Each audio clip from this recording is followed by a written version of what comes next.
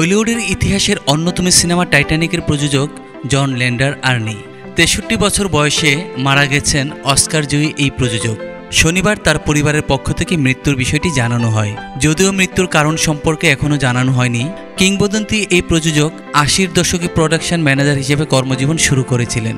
এরপর তিনি ধীরে ধীরে নিজের পদে উন্নীত হন। হানি আই শ্রাং দ্য কিডস এবং ড্রিক ট্রেসির সহ-প্রযোজক হিসেবে কাজ করেন।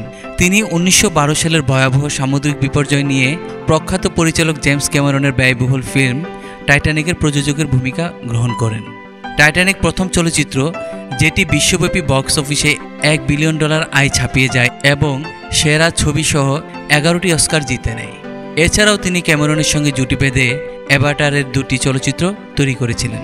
১৯৯৭-এর টাইটানিকের জন্য সেরা ছবির অস্কার জেতেন জন ল্যান্ডার।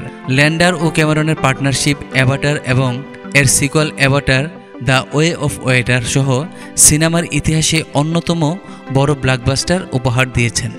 দীর্ঘদিনের বন্ধুকে হারিয়ে ক্যামেরন একটি বিবৃতিতে বলেন, আমার প্রিয় বন্ধু এবং আমার ৩১ বছরের সবচেয়ে ঘনিষ্ঠ সহযোগী, আমার জীবনের একটি অংশ ছিঁড়ে গেল।